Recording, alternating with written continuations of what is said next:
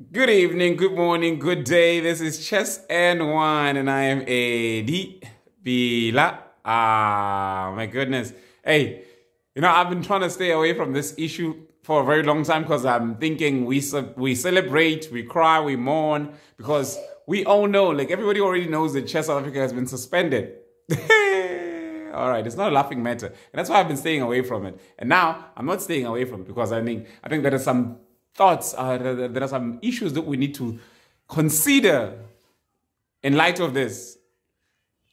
My goodness, Chess South Africa has been suspended by SASCOC. It is no longer a recognized federation because they failed to comply with the requirements of SASCOC. For many reasons, like if you didn't know, like the random top few things that I can think of is the fact that there were only two democratically elected members in obviously the executive board of Chess South Africa. And another thing is obviously a requirement is that more than 50% of them being democratically elected. And another reason they have failed to produce audited financial statements for how many months? Oh, for years actually. I think since 2018, 2019.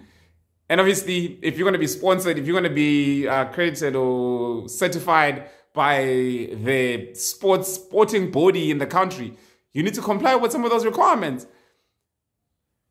And another thing is you need to have 50% plus one member federations, member provinces, in order to be an officially recognized structure. That is, out of the 9 provinces, you need to have 4, which makes, 4.5, which makes a 9, plus 1, which means actually 5 provinces would make up a compliant Chess South Africa in terms of the SASCOC stipulations or regulations or whatever it is. But Chess South Africa has suspended, and I did say in a video a while back that Hendrik Pienaar was shooting himself in the foot when he suspended all 9 provinces. So yes, all 9 provinces were suspended, so Mr. Suspender got suspended, so a whole lot of suspensions going on around, and now everything happening chess-wise in South Africa is illegal as per SASCOC. But still, a whole lot of people are wondering what it means for, because there was supposed to be some Commonwealth Games that are taking place in South Africa hosted by this Expo. And I think they were taking it out of Chess South Africa, trying to host it as 4 nights, or taking it out of Chess South Africa, trying to host it as Gauteng Chess. It has been a very complicated issue because, again, Chess South Africa cannot be Chess South Africa without the Chess Council, the National Council, which is made up of the 9 provinces, plus the special members, the player representative committee, and the school's chess nation. My goodness. How is all of this going to happen? Like, it's just... It has all been a mess. So now again, there are some players that have qualified to go to Batumi, others wanting to go to the AICC, the African International Chess African Individual Chess Championships, and my goodness. And obviously all of those things were being facilitated through the Expo that has suddenly got suspended, but they got the warning, and actually they got the suspension way before, but never communicated it. Until SASCOC obviously had its, a general meeting or meeting of its councils where the Expo was required to make a presentation to see if the decision to suspend them was overturned. After they failed to convince SASCOC or produce all the required documents, they were officially suspended, and that's when all of this went public. But they have been aware of all of this, and they've been keeping it quiet and blah, blah, for whatever reasons. And now parents are worried. Players are worried. Players want to compete internationally. But still, there's some that think that it's still possible for players to go out and represent Chess South Africa or represent that we feel that as African Chess Confederation player or whatever. But they want to go out there. But then there's another story that Chess South Africa may have been suspended by SASCOC, but they are not suspended by FIDE. And the African Chess Confederation is not really reprimanding any of the acts of any of the things that are happening in South Africa. Well, they are happy with it. They don't mind. It's as long as chess is being played, they are fine. And obviously Zone 4.5, which is the zones that we as South Africa fall under. I think it's Southern Africa, the national federations.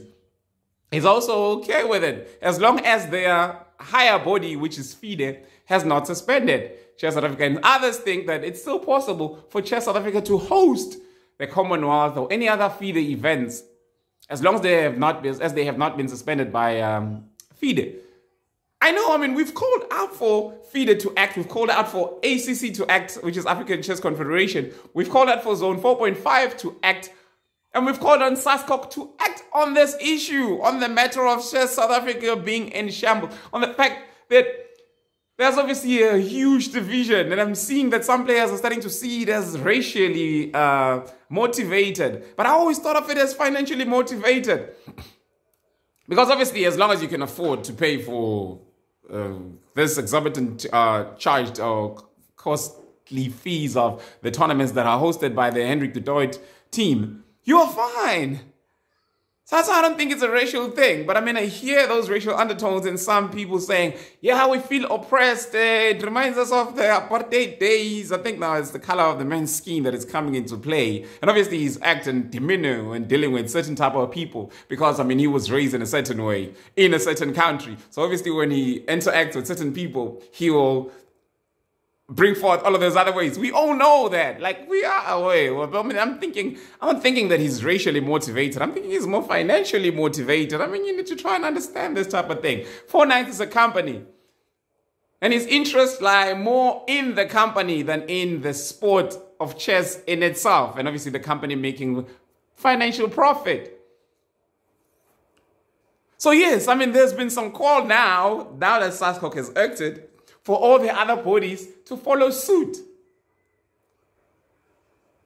Obviously, they're calling for ACC to issue a statement and say they don't support whatever is happening in South Africa. Hendrik must step down. Because, he's threatening to go back to court again. And we know the issues. We know what held South African chess in a dire state for the past 4 or 5 years.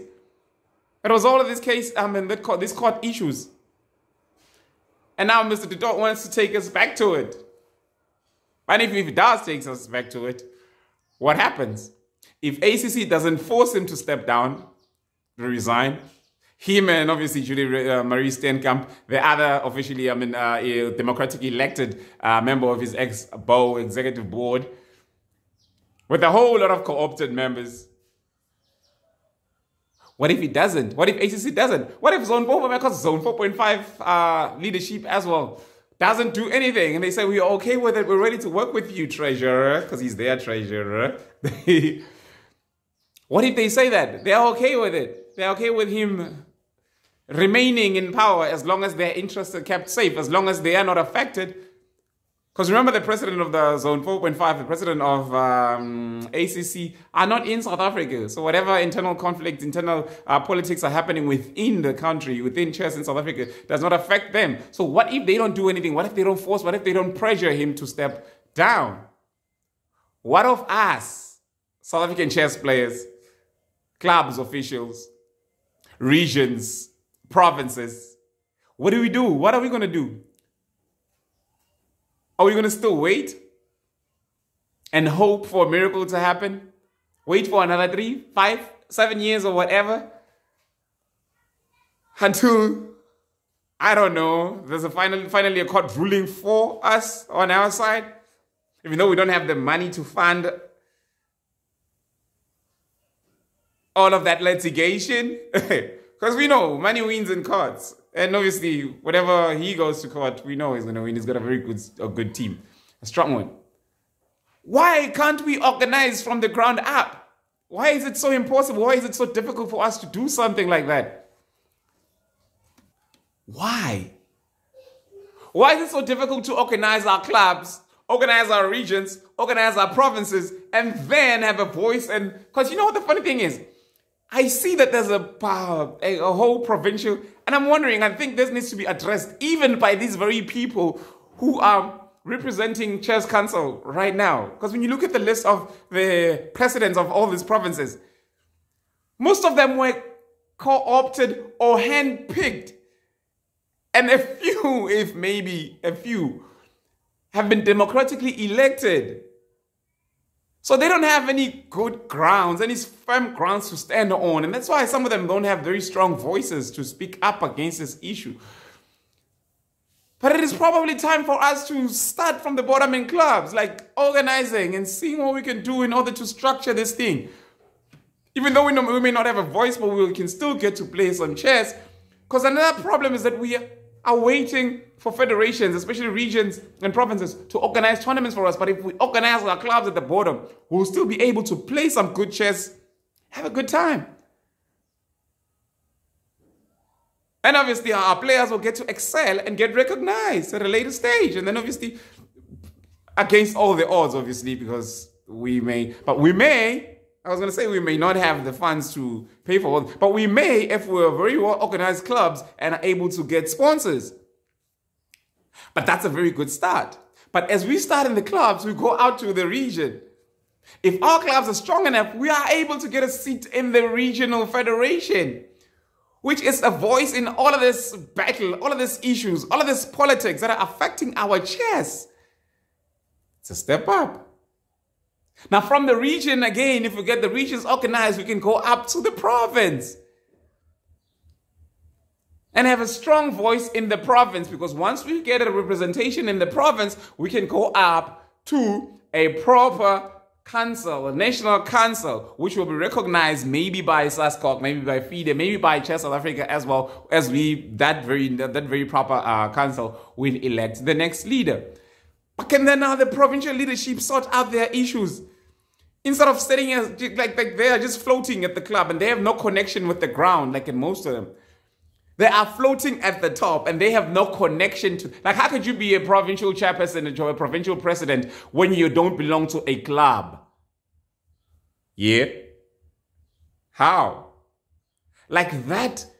Yeah, it's crazy.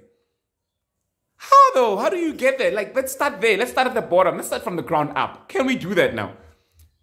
Because once we start from the ground up, we build a very good foundation and there's... goodness.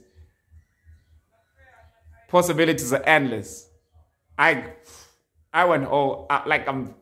the reason I want to speak on this matter was to keep hope to the players that if you organize from the ground, start at clubs, we may have a chance. We may have a voice. We may have play in this game. We may not just be the pawns that we get sacrificed or pushed to the side or blocked. And when the Hendrik team decides. I remember this one time, the power of the Hendrik team. This one time a Moshe event was hosted, a FIDE event, very big. It hosted some of the top grandmasters in the... let me not even lie. But yeah, I think the highest rated player was the Grandmaster Nigel Shott from the UK.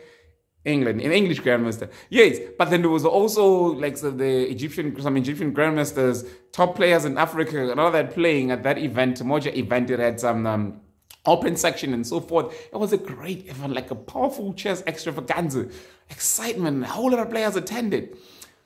And then later on, players waiting for that event to get rated, and then it doesn't get rated. Why? The organizers ask. They get told, Hendrik said, we must not rate this event until we've sorted out some administrative issues. What? So Gunther, the top rating officer in the country, gets told by Hendrik what to do? Like, don't underestimate the power of Hendrik. So yeah, so those were the people, because the thing is the organizers of some of them it was in the Northern Cape. I mean, we all remember in Kimberley.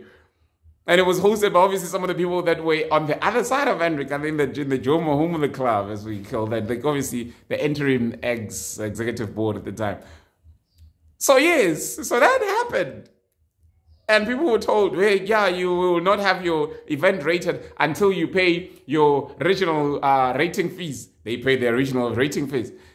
Now, can you rate our tournament? No, you cannot have your tournament rated until your province has paid their provincial rating fees. Like, what? So now we must be responsible of what our province, we must be held accountable of what our province owes. See, when he wants to hold you down, he holds you down. Because what does Kanye say? When a real nigga holds you down, you drown. I mean, keep falling in love. Honey. Okay, so yes, that's that. It's a holiday. It's a very long weekend. And that's why I've had the chance to make a video finally. Oh my goodness, I've been feeling overworked. But yeah. It's there. Everything, it's out there. It's been said. Don't take on Hendrik unless you feel he's strong enough. So yeah, and if he feels he's strong enough to battle anybody, yeah, anybody, obviously. You, me, and every other chess player in the country that can afford to pay 800 Rand as a tournament registration fee. Yep, you. So think about it. And then go organize a club, a chess club in your community, wherever you are. Get 7 to 10 players. Hold some elections. Get elected, obviously. Be an officially recognized chess club within your region. Politics require you to be involved, not to stand on the sideline and watch and just cry, complain, whine, and all those type of things. I mean, it's a whole lot of... But yeah, I mean, that's a good start. You can start by that. I'm talking about chess club. Boom. Do that. Organize. Be a club. Proper. I've said a lot. And if I try to continue, the wine's going to start talking instead of me. So, it's always love. It's been love. And thank you to everybody that supported the Emalahleni Autumn Chess Open. And it's been a great event, like the greatest event to ever happen in the province. We are thankful to the Emalahleni Chess Academy. We pray that they do. Now my daughter's coughing. We pray that we obviously are able to do another one very soon. Another one as big as this one. But for now, we've got the Nkomazi Chess age group tournament with an open section and a prize fund of about 8,000-9,000 rands. I don't remember. But obviously, there are some good sections as well there. So let's play some chess. Let's play some chess. Come through. Chess tourism. You don't know Mpumalanga. You don't know our province. You don't know our corners, dark corners, black corners, white corners. The Black Chronicles, reflections from the dark side. Come see the dark side. Come see those funny sides that you haven't been. Come see the rural sides of Mpumalanga. Take a tour. If you make time, we might make time and take you to some of the biggest attractions. We've got waterfalls in Mpumalanga. Have you heard? So all of that. Yeah, let's do that. Let's do Sidlamava Secondary School on the 13th of May. It is the Nkomazi Chess age group event, which is sponsored by Ladies. Thanks, Teddy, my brother. He sponsors a section there, 1,500 rand. It's like, we want all this these businesses that are coming up to support. You see, if we get the support of the small businesses in our communities, we will not need Hendrik and his team, crew, or whatever. We can be able to have events, top quality events. Chess players, I know a whole lot of chess players have money. Start sponsoring these chess events. Chess lovers, chess fans, chess people, chess parents, even. Sponsor events, man. Like, let's do this thing. We can take it from the ground up. We will not be blocked. We will not be stopped. We will just keep going. Because we know why they don't want us to have this. It is chess. My goodness, I hate my haircut. It was an accident. I lost the bet. But anyway, thank you for tuning in. Oh, my daughter wants to show. She wants to appear on the video. All right. Sunny, bye-bye. Bye-bye.